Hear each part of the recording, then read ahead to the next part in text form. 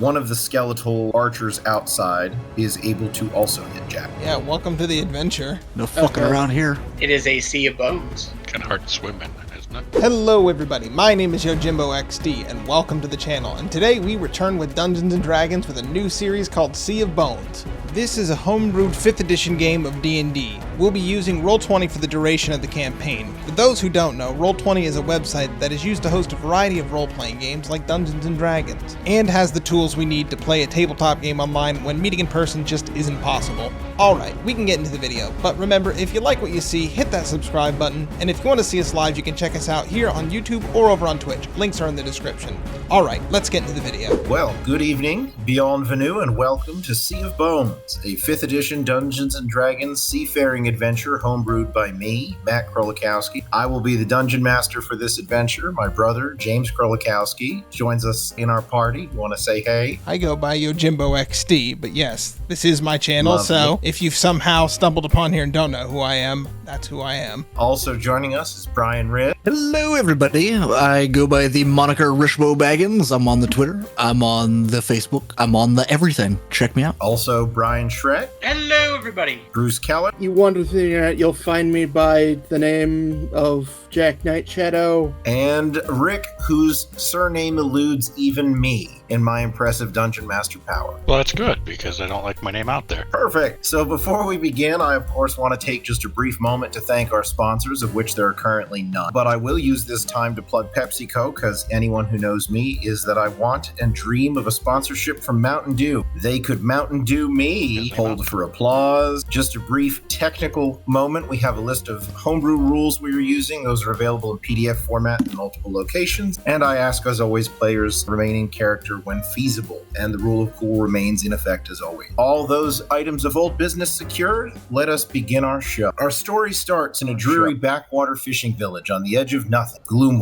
A tavern, nowhere but home, shines as a warm beacon against the frigid autumn backdrop of the otherwise grim landscape. Too few ships remain in the harbor for the season, the rest leaving for warmer waters and better harvests. A few late-season shellfishers remain, hoping to snag a few literal and figurative pearls and crabs before packing it in for the season. Zan Tumpkins, the known proprietor of this establishment, scurries about quickly, serving his customer, while his wife Carlin works the kitchen. You'll see here the town of Gloomwatch there, kind of on the edge of nothing, just a little sleepy fishing village. The smell of freshly baked bread and smoked meats fills the room. Bowls of hot brown broth and a chunk of crusty bread are followed by a plate of seared sausage links and dried berries. A deep foamy lager in steins or a glass of homebrewed gnomish port can quench your thirst. I'm so sorry, sir. We're hurrying as quick as we can. So busy tonight, unusual this time of year. And with that, I will move our party. For sake of introductions, I would like everybody to roll initiative, and that is how we're going to allow you to introduce yourself. Why do you have a decimal point in your initiative? Oh, Yeah, because that's- I turned on the option that if there's a tie, that it just automatically has a tiebreaker on it. Oh, interesting. that. All right, we're going to start with Jareth. You may place yourself somewhere within the tavern where you'd be seated, and please describe your character for us. All right, so yes, I am Jareth Charles Cookie. You might have to roll, I don't know, maybe nature or history to probably tell what I am, because I'm a rather obscure new kind of race. Depends on how hip you are to the magic scene, but to anyone else, to the untrained eye, I would look like a goblin. I am a short creature, about 3.5 feet tall at the moment, green skin, slicked back black hair, and currently I would be sitting at a table with a stack of books piled in front of me. You have the top of initiative order. You may choose your table, Jim, or Jareth, excuse me. What time of day is it? Evening. I like it warmer, so I'd probably be closer to the fireplace. Tell you what, I'm just going to hog the whole couch and just have all my books next to me. Jack. I appear to be some kind of monstrous entity, something akin to like a devil or a demon. My fingers look like spider legs. My face closer to that of some kind of sharp, barely fleshed out skull. There is a nose. My teeth, if you look closely enough, there are several rows that you can see. It is like shark teeth. I have wings. They are ragged. By the look of them, it should be impossible that I am capable of getting off the ground with them. I am dressed in attire like you would find in ye old Yarnum, those of us who dwell in the realms of Bloodborne, I would be sitting at a table, well, by myself, because I am terrifying, and I'm just playing a hurdy-gurdy to myself, basically. Delightful. Next, Willie. Average fat human. A little slow on the uptick, so not the brightest bulb in the box. I look like the picture in my character. Sibo, go ahead and introduce yourself. Good evening, everyone. I am Sibo, not the shortest member in the party, thank God. I am a 4-foot tall gnome who is kissed by fire. He is red-headed, red-bearded. Average build, weighs about 40 pounds. Looks to be wearing a green tunic into some leather armor, and there's a mandolin strapped to his back and a crossbow also strapped to his back, but almost in like a crisscross. He would be sitting down at a table, writing some notes in like on a scroll.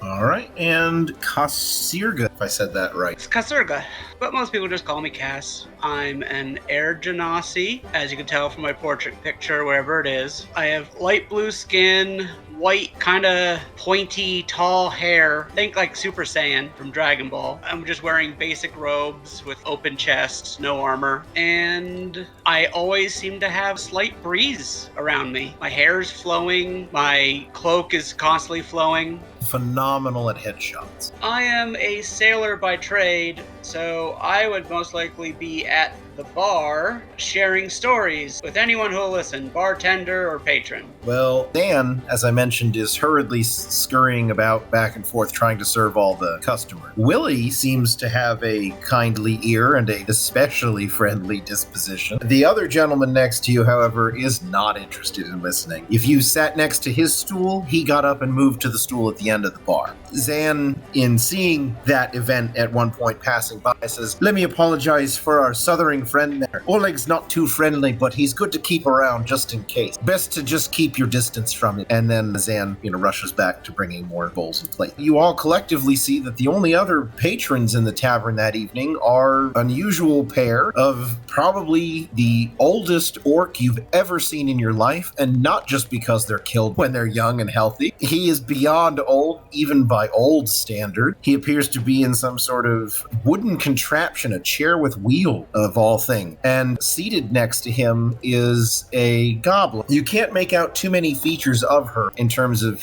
age or anything like that, but she's clearly a goblin. She's much shorter than the orc, and she appears to be feeding the orc oatmeal and speaking quietly to him. And every so often, the orc interrupts everyone's evening by sort of shouting, randomly coughing.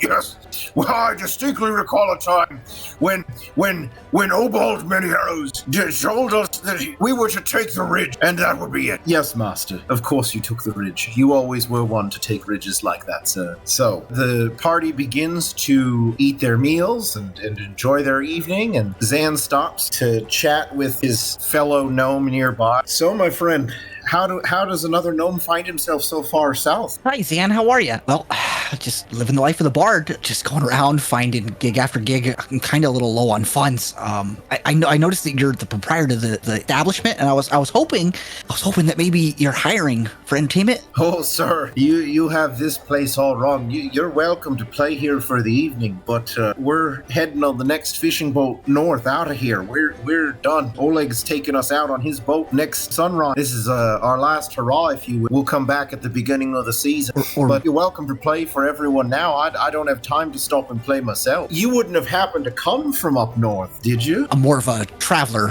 really. I don't really have any roots.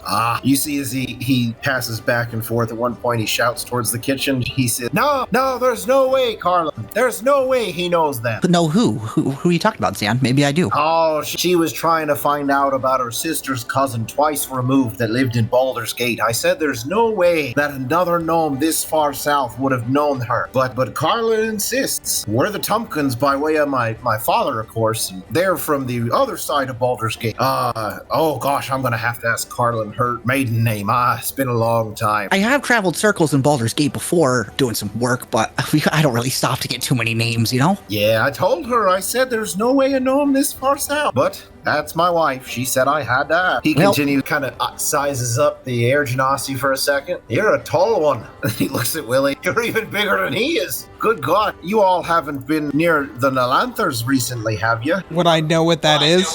Yeah, you're in the region of the world. They're a chain of islands so many islands there, they basically don't even bother mapping them except the largest 10 or 20 because there's just so many. They're unique in that after the spell plague, the islands were devastated by the spell plague, and the magic has only continued to work. So it is not unreasonable to find regions of where you could go from one island that's a desert and the next island would be a frozen wasteland. And the transition could occur over the course of several leagues. And just that isolated frozen island and then another one baked by an artificial sun, all kinds of strange geographic phenomena have been reported there. And of course, pirates,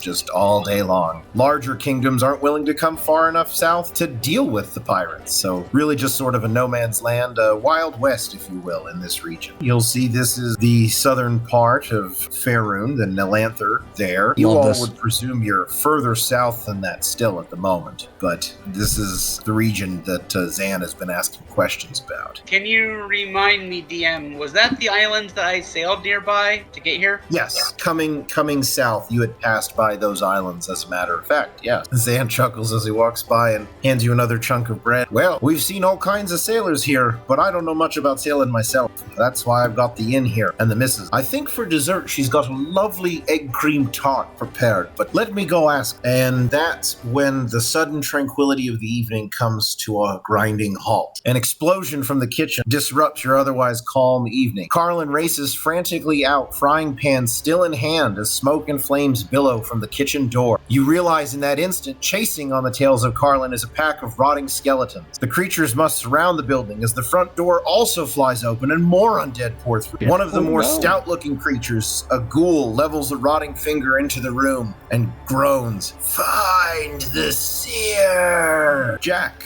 the two ghouls, the most powerful looking of the creatures, rush you. One is able to hit you with a claw for 4 slashing damage. The other ghoul also bites Jack for 4 damage. The skeletons with clubs, axes, and swords just make it into the room. One of the skeletal archers outside is able to also hit Jack. Yeah, welcome to the adventure. No fucking around here. It is a sea of bones. Kind of hard to swim in it, isn't it? And you must make a constitution save. Poison's probably gonna kill me. I mean, how this works.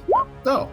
You take 1 poison damage. No offense, if that's all you were gonna do, you could have just waited a bit. I'd probably do that much damage to my liver in a few seconds. And the 2 archers fire at Cav. 1 archer is able to hit you for 1 piercing damage, Cav, and I need a constitution saving throw.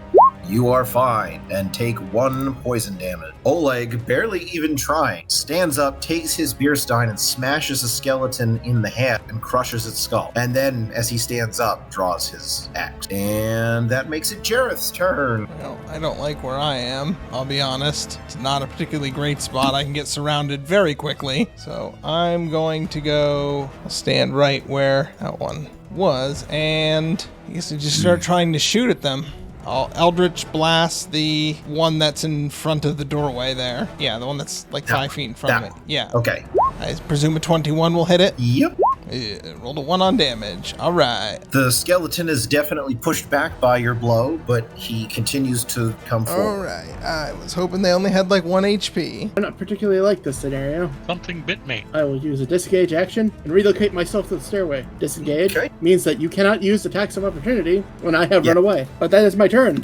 Okay, Willie. All right, who's what and where? Like these guys. These are the 2 gnomes, Zan and Carlin. They had, basically scurried away. They're not combatants, and they were going to say something to you, but they used their turn to move.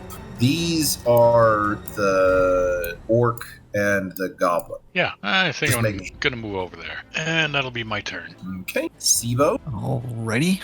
Sibo would, I guess he would just kind of stand up in his chair. Everybody we need to get upstairs quickly. And I'll move here. He draws his mandolin. It looks like it's made of like a dark wood, polished, stained. The frets look like there's some kind of marble inlay on them. And he would strum just once and you're hearing sounds coming from everywhere. You hear all of those sounds coalesce into one direction. At this point right here, I cast Shatter. This one here is going to get hit. This one here, here. So that's one of the skeletons plus all of the melee skeletons here. I couldn't remember. All of the creatures fail their save and create a huge burst of sound that shatters all of the skeletons into fragments and dust. Excellent. That's 25. That's as far as I can move. That's it. That's my turn. All right, Cass is going to take his ale, down the rest of it, slam the pitcher on the floor, walk over here, and if you remember Henry Cavill from Mission Impossible where he reloads his pecs somehow, he's going to flex, and you're just going to see a blast of energy explode in the center of this group.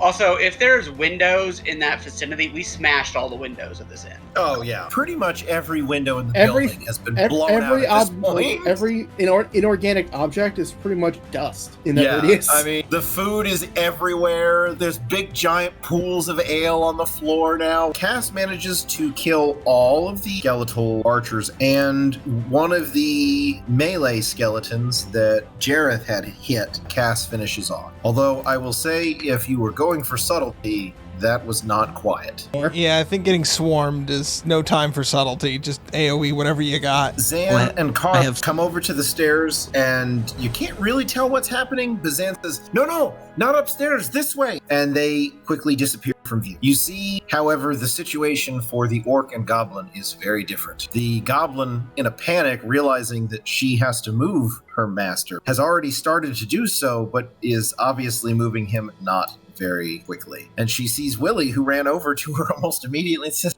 "Gods, you've been sent to save us. Please help me save my master. I can't move him myself quickly enough." Oleg is pushing back against the undead. Two archers here take aim at Kaz as he was very loud and noisy. They both, however, miss as their arrows clatter and thud into the barn of the ghouls. It's able to bite and claw you, Sibo. However, the other ghoul misses entirely. And you take 8 damage, 4 piercing, 4 slashing. That is the monsters and NPCs. Jareth. I'm going to walk around, but take cover behind the bar, and I'm going to, this ghoul in front of me, I'm going to try and hit it with a guiding bolt. Yes, that's a hit. Super. That's radiant damage. You completely burn the ghoul to ash. Yeah, so I quickly run around the counter and then channeling my celestial pack, throw a bolt of holy energy at it. Appreciate the assist. And I'm hoping the bar provides some sort of cover for me, given my short nature. Is that your turn? Yes, that's my whole turn. Okay, Jack. Okay, well, first thing I do, in my hand, from nowhere, a scythe is materialized. Here is one of our first homebrew situations. I'm going to use a smite spell as a bonus action. The homebrew rule around smite spells is that smite spells are no longer concentration, and are no longer things that just buff an attack. They are bonus action attacks that if you miss, you miss. As somebody who played Paladin in every edition, I can assure you I've missed with so many smites I could cry. So I will go for a Wrathful Smite. Does 11 hit it? Yes, it does. That is the weapon damage, and now for the Wrathful Smite damage. Thanks, Wrathful Smite. Big help. 1. Anyway, it must make a saving throw, or be frightened. It made it save. So it just takes 8 damage. And it looks pretty weak. Is that your turn? Yeah. Willie. Okay.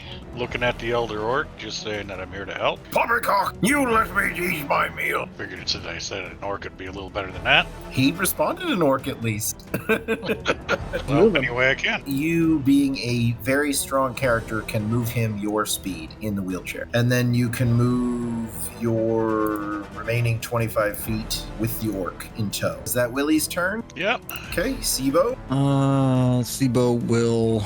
First thing I will do is I'm going to bonus action Inspire. I will give an inspiration to Kaz. You see Mandolin in hand, he strums it and casts his inspiration. He then pulls out his crossbow and fires it out the door at that target. You hit. 5 points of piercing damage. Miraculously, the skeleton is pierced to death. I'm going to assume that the crossbow bolt just kind of fucks up the ribcage in some way. Bisects his spine and he slumps over. Yeah, just this rotting half torso running around. All right, is that your turn, Sibo? Yeah, that's it. It's Kaz's turn. All right, Cass, having his drink interrupted, is going to kick off the ground, corkscrew fly across the room, land, be like, Time to get taught a lesson. Shocking Grasp! And I'm going to twin Shocking Grasp both of them. Yeah, I'm going to say a 24 hit and a 12. No, the second one does not hit. 2 points of lightning. You singe some of the bones. Is that your turn, Trick? Yes. Okay. The goblin excitedly cheers for Willie. Oh, thank the gods. Thank you for saving my master and I. We have a ship. If you come with us, we can lead you to it. She moves right there. And of course, the crazed old orc is just mumbling about oatmeal again. 2 of the skeletons, having seen the sorcerer come at them, attack him. One is going to hit, one is not. What if I use shield? How high did they roll? 21. Oh, so now they would still hit me even with shield. Yes, that Like is right now. 4 bludgeoning damage, and the skeleton tries to grapple you. It hit you, and it's trying to grapple you. It's trying to grab you and take you to the ground. It is Skeleton roleplay. here attempts to shoot an arrow at Willie, and he misses. Again, the arrow, this just looks like a pincushion now. And the ghoul is going to attack Sibo again. Oh no. And it misses. All right, and now it's Jareth's turn. All right, I'm going to guiding bolt the other ghoul. Seemed effective on the first one. Why not do it again? Johnny Dufferino. Well, hang on. I'm going to move as well. That is my turn. Back to my turn. I will use my bonus action and curse the ghoul in front of me. And for those of you unfamiliar with Hexblade's curse, here it is, linked in the chat. Go. Okay, a 13. Hit. This is rolling with These my ghouls stats are now. surprisingly stocky, For 10. and it's enough to finish the ghoul off. And I am That healed. lead- I am healed for 5. Is that Jack's turn? That is Jack's turn. All right, Willie, I'm going to guess that you're going to help Papaw get out of here. You just push the orc back into the fireplace and then start fighting. I could do that. Still gonna push him to where I need to get him. And since you're not doing anything else but moving, we'll count you as in the escape tunnel. Okay, so I pushed him down the stairs or up the stairs? There was basically like what was designed as a little storage area, but is actually an escape tunnel underneath the staircase here. But is it wheelchair Oh, okay. accessible? It's kind of like a rough-hewn tunnel. So actually, yeah, it could be. I pick him up, I dust him off, put him back in the chair, and say, okay, we're Ride gonna it go like now. a stolen shopping cart down the hill. Whee! Just hang on to the back of his wheelchair and just ride him down. Just this giant human fighter grabbing a demented Why? elderly man and riding him down a hill. And all I'm picturing is Yaw Mule. All right, so that's Willie's turn. Sibo. Okie dokie. Oh shit, there's one in the doorway. I'll shoot that one in the door with a crossbow bolt. That's a swing and a miss. That's 5. And then I will bonus action inspire Jareth. Yeah, Vaguely 'cause I remember. completely forgot I had one from last round. Yeah, Well- you still have it. And then on top of that, Shrek, you have this as well. And Jim. So 2 hit if you want, to damage if you want, or to healing if you want. Or to breaking a grapple if I want. Correct. All right, Kaz, your turn. So grapple, the only thing that grapple does in 5th edition is movement, right? Yeah, you just Oh, can't I moved move. here. Well, you can Is- make an escape check. There's not an escape skill, but you can escape the grapple. It'll use his full action to do it. Why would I want to escape? I have them right where I want them at. Yeah, I'm just going to shocking grasp them both again. Shocking grasp! Yeah, those are both hits. Oh my god. Trick, your damage makes me sad. Okay, you continue singeing the bone. All right, that's Kaz's turn. The goblin makes for the tunnel. The archer here that Sibo tried to kill shoots at him. Eye for an eye, motherfucker. It growls as it misses again. It's a stormtrooper skeleton. And the 2 skeletons here are attacking Kaz, and the one that's grappling him bites him for 4 piercing damage. What about my shield? What if I cast a new one with a +5? Does he still bite me? No, Good. but you are still grappled. And my Okay. shield is pretty much just like a shield of air that comes around me. And this one misses as Oleg hits it and stumbles the creature back. Jareth, your turn. All right, I'm going to Eldritch Blast, the one in the doorway, the ranged one. And there you go, there's the damage. Hot dog. It's just some stupid skeletons. And I'm going to go into the hidey hole. Cool. Jack, I am going to look at the one that is currently grappling. the air genasi. Well, I was coming up with a funny name for it, but sure. Yeah. Mr. Windy Sexy Man. It's called blue steel. Does a 19 hit it? Yes, sir. I do have to check what damage type it's doing, because I rolled a 2 and a 3. 12 fire damage. That's what it does. Kaz, you are a little toasty. All right, that's Jack, Willie, Sibo. I have no shot at anything, so I'll hold my action until this motherfucker is in my sights. Okay, Kaz, you are not grappled. You are, however, covered in soot. I wanted to end it that early. I would have just done that myself. Hey, where do you think you're going? I want to lightning lure him back. A bolt of lightning will erupt from my hand. So DC is 15, Matt. He still fails the DC, so he takes 6 lightning damage. No, he gets yanked right next to me. He still takes 6 lightning damage, and he's pulled toward him in a 10-foot straight line. He is much more singed. He looks like he's a lot weaker than he was before. Unlike your prior tickle. Alright, that's my turn. Alright. The skeleton attempts to hit you. He succeeds. Is he once again grappled? He is. The skeletons are very huggy boys. Alright, you take your 4 bludgeoning damage and are grappled. And Oleg swings at the skeleton and misses. He was not inspired enough. And that makes it Jareth, who is off the board. Jack. Alright, I thought you guys had this wrapped up by now. I would have stuck around an extra turn. I'm rolling ones, man. Jack just blows it to pieces. I think I solved the problem. There you go. All right. The party exits the escape tunnel from the tavern and comes out back into the town. When you look around to get your bearings after escaping the tunnel, you see the forest edge is swarming with undead, but they appear to be very slow moving and they haven't spotted you yet. The goblin motions for all of you to follow her and she begins to lead you through the town. You have an opportunity here to use some of your skills to help the party quickly make it to the warehouse. If anybody has any thoughts. What's going on? I don't understand. Like, are there more skeletons attacking the town, or moving into the town? Yes. There's clearly a much larger army waiting outside the town, and they're beginning to move towards the town, but very slowly. They're not a very fast-moving group of undead. So you probably have time to make your way towards the warehouse and find the ship that the goblin has promised you. Or you could potentially try and get to Oleg's fishing boat. I mean, and wouldn't it make more sense just to go to whichever one's closer? Well, Oleg's boat was not prepared yet. They were going to do that tomorrow. Okay. You don't know anything about the condition of the goblin's boat. Seems reasonable. If she seems confident of it, then I don't think she would go there if she didn't think it was reasonable. What was the female goblin's name? I didn't write that one down. You never got her name. Oh, that explains why I didn't write it down. It sounds like Willie is going to push the wheelchair, so at least you know that you have the senior orc covered, and the goblin says that she'll do her best to keep him quiet. So you begin to make your way through the town, and you see a cluster of skeletons ahead of you. They haven't spotted you yet, though. And Sansa, there's her name, the goblin. Aha! Write it down. You said it. Write it down.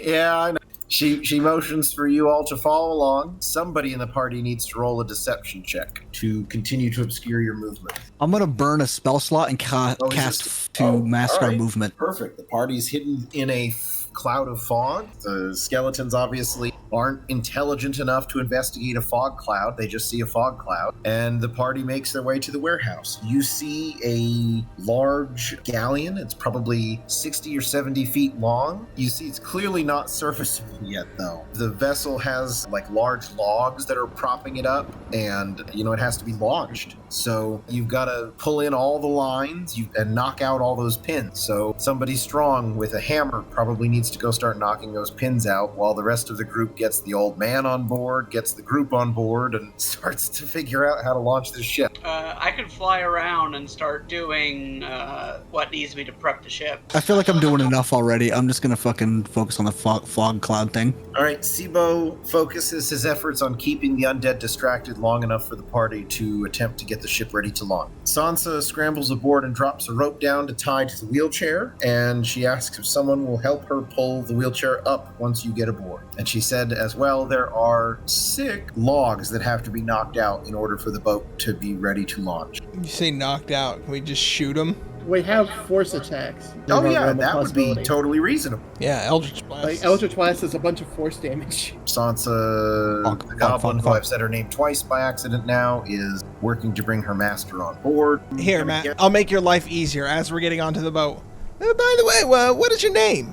It's referring to the goblin. I'm Lady Sansa, and this is my master, Wagon. Thank you for your efforts in saving. I feared no one would take him serious. I need a athletics check from Willie to help pull Waglif up. You do. Oh, there Jesus. you go. Holy shit! Willie yanks him up as fast as it. Whoa! One solid motion pulls him up onto the deck. Yeah, like cartoon style, flies up over his head, lands right on the deck. Sansa Jesus. pushes Waglif in his wheelchair over towards the center of the ship, and she moves towards a large blue, I think almost like an energy well, and there's a black cauldron centered on it, and she begins appearing to prepare some sort of ritual over this cauldron. Sibo, as you're scouting the warehouse entrance, sort of peeking out the door periodically and keeping your fog cloud, you hear a large, loud horn blast near the edge of town, and it's clearly close, much closer than you thought the undead were before. You see just on the edge of your fog cloud, actually, they are not far from you. Leading the undead warriors outside on a giant rotting mammoth stands a massive undead warrior wielding 2 spears. He stares emotionless, unmoving at the party, and he just levels the black-red spear towards the building, and the undead begin to move again, shuffling towards the building. I drop fog cloud. We need to go! The goblin stops her ritual long enough. We don't have time. The ship isn't ready. We have to go now! Yeah, I start sprinting on board. The Bards, undead baby. just immediately tear open the doors of the warehouse and begin to scramble in some of the netting on the back of the vessel. Sansa again stops her ritual. She glances hesitantly back to Waglif and gulp. Master, are you sure this is the time? Waglif. I don't think we've had eggies in a basket for brekkie in a very long time. Sansa hesitates for just another moment. She pulls a glowing pale crystal from her robe and jams it into the magical font near the front of the ship. An electrical whine rapidly builds to a crescendo before a loud pop silences any other sound in the area. The warehouse is blown apart into splinters as a massive burst of magical energy rushes from the ship and launches it into the air like a rocket. The warehouse roof cracks from the strike of the bow. Fishing nets and ropes trail the boat, and any undead left clinging to the vessel are blasted down, and the entire army is knocked to their feet. The vessel continues to rise rapidly until it levels out much more gracefully several hundred feet in the air, and it continues to hover in the air. That's Everyone awesome. seems to gain their balance, glances around, notices that they're aboard, alive, not dead. Gloomwatch quickly fades in the background as the ship begins to make its way out to sea. Sibo slumps with his back up against the rear of the gate and just does a long sigh of relief. But let me post the loot. That was all stuffed inside a satchel on one. What? This is a great night. We got to fight undead and get paid. Sansa comes up. I thank you all for your assistance. My master and I would never have made it out alive if it weren't for you. And the astute observer will note that my master is the seer to which those creatures referred. My master was once the personal diviner for King Obald Many Arrows himself. And then unfortunately we fell into disgrace and had to flee. But my master, as his powers waned, he still retained some bits of ability to see into the future. And I believe those creatures were trying to harness that power. Lady Sansa, do we have an idea where we're going? Well, at one time I was able to control this ship and guide its movements, but it's been a number of years. I know that we're headed north, and I can begin the rituals to assume control of the vessel, but I wanted to at least thank you for your efforts. It was very kind of you to save him. I don't know many people who would save a mad orc or his goblin assistant. Who's this we business? I only just met these people. Who even are all you? As I said, my name is Lady Sansa. I am the assistant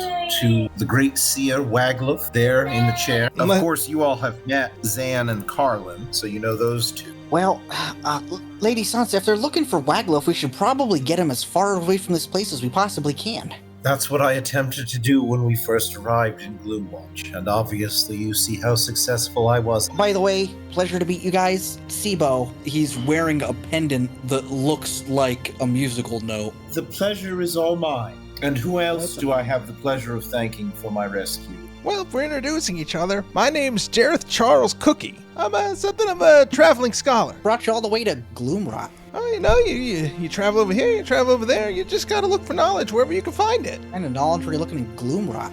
You never know what you might find. Might turn over a rock and there might be a giant beetle there that spits acid in your face. That doesn't sound too pleasant. Makes for great scientific paper. People love spitting acid bugs. Guess you have a point. Have any idea of where you're going to go from here? Not unless you happen to know directions to a nebulous void beyond our reach and comprehension. Might know a guy. No idea. Didn't think so, but you never know. Who you might meet in your travels. Might meet a passing archmage or two. Well, Sansa turns to Willie Traffic specifically. Well, your name, kind sir, is the one who took Wagluff into his arms almost literally at one point. Whom do I have to thank? Willie. Well, thank you, Willie. I wish that I had more to thank you with, but unfortunately, that was the last crystal we had for the ship. I'm happy with just the bag. Oh, and if you need a name for the guy who's gonna sail us through this storm, name's Kasurga, but everyone calls me Cass. Definitely gotta say, guys, great job at a pinch. That was pretty impressive. Yes, I'm not certain we would have survived without you all, that's for sure. Don't have any further questions for me at the moment. Yeah, no kidding. I'll begin the rituals to assess the ship and begin to gain a sense of our bearing. Lady Sansa, if you don't mind, if you need me to cook anything, I'm pretty good at it. Well, there's a galley in the decks below.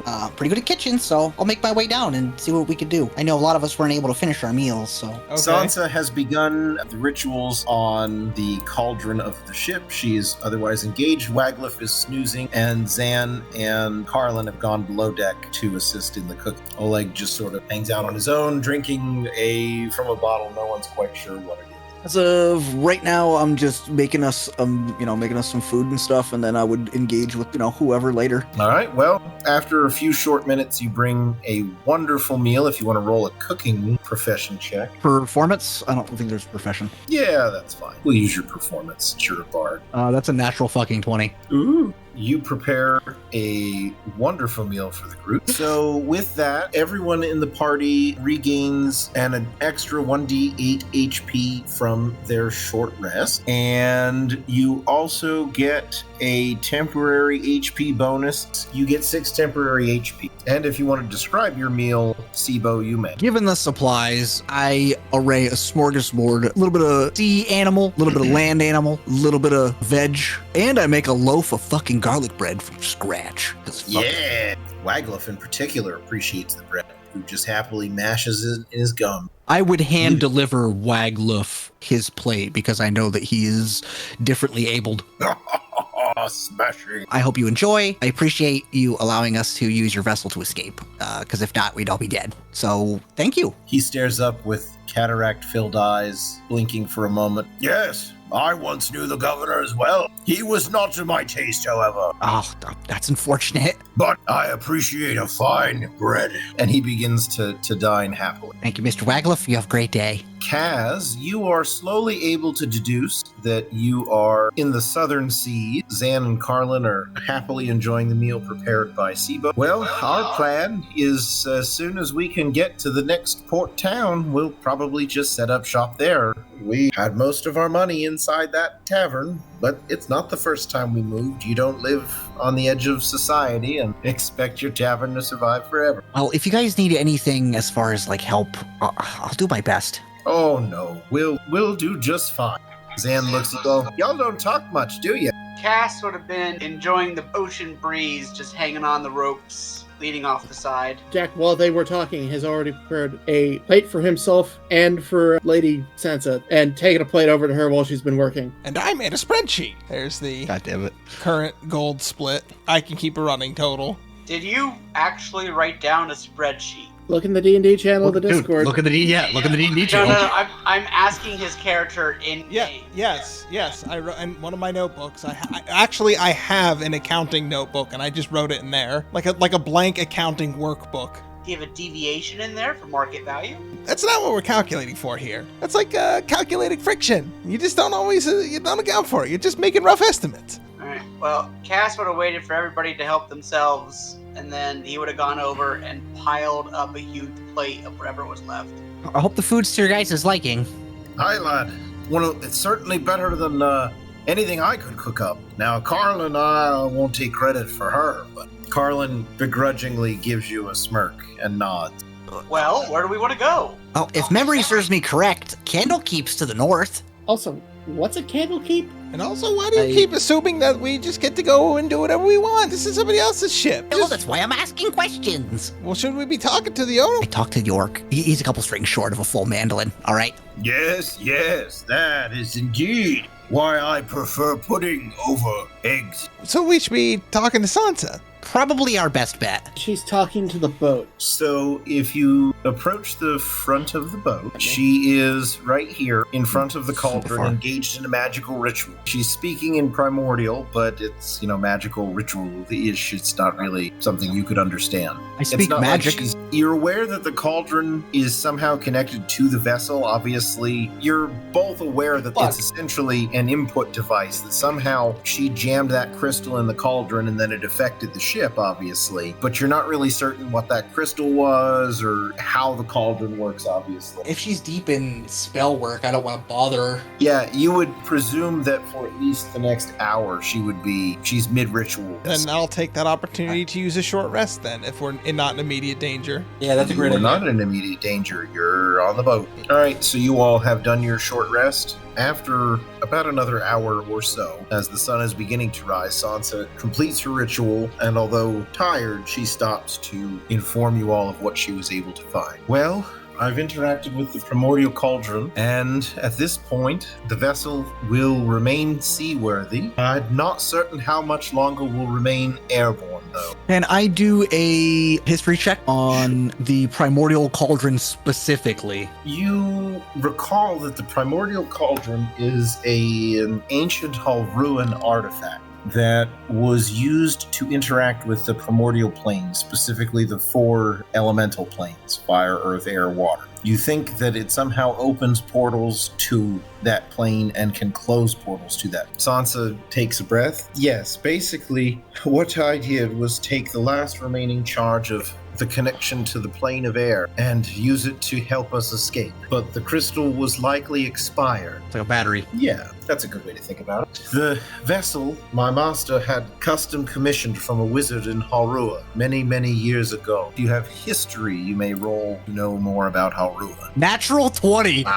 All right, well, Halrua is an ancient empire, the sister empire that evolved out of an even more ancient empire called the Netherese. The Netherese were the original humans who mastered magic on this plane, and they destroyed their nation in their hubris as it collapsed into ruin under an ancient shadow magic. Halrua went on to survive and was fabled for its connection to magic. Even their most basic citizens had magic powers. The empire was most famed for its airships, and so you can reasonably deduce that this is a Halruan airship. Well, Lady Sansa, I gotta say, your master has gone places. I mean, Halrua? That's impressive. Yes, my master once held the ear of every leader on this plane. Unfortunately, time has now claimed his mind. Did he ever think to write a book about his experiences or anything? Our library was lost when we fled the Kingdom of Many Arrows and when it fell. Oh, lost knowledge. Oh, I hate it. So you were saying that your boss is some kind of seer and he sees into the future? Is it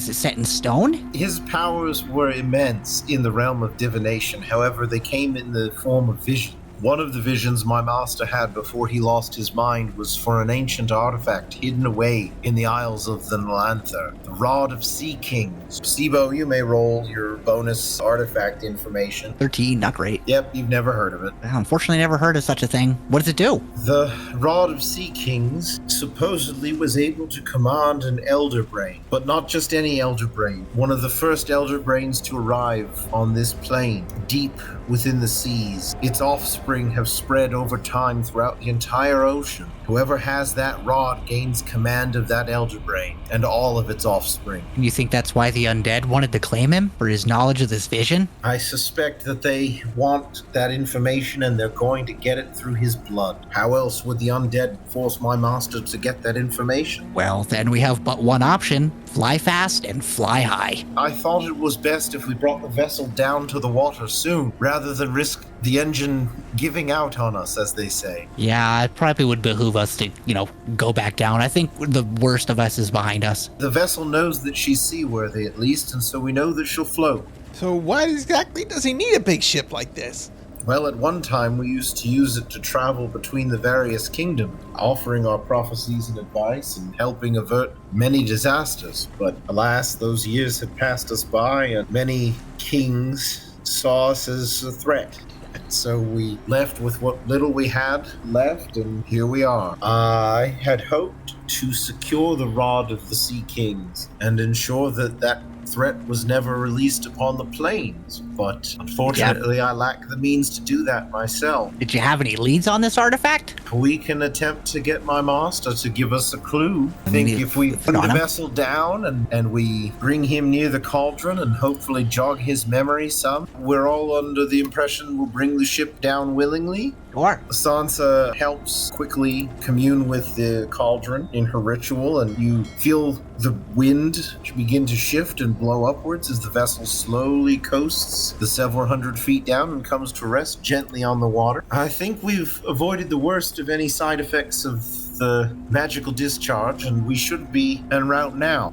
And according to Sansa, you were headed this way. So you guys estimate you've been traveling probably at least, 6 to 12 hours, somewhere in that range. It's daylight. Sansa rolls out a map from her backpack, which you now see here, and she says, well, when we made our way south a few years ago, there was, I hesitate to call it a town. There certainly wasn't any sense of leadership there, but there was a town this way which had a fighting pit, and I think you all certainly seem capable enough that you could handle it there. Perhaps a way to earn some coin, or we can try for one of the larger isle, but I have not been that way myself. As long as you continue to help run the ship with me and protect my master and I, you're welcome to the ship. I know he would certainly give you permission. Willie, certainly my master would appreciate your presence on the vessel. I would like to walk up to the artifact and just kind of really focus on it, just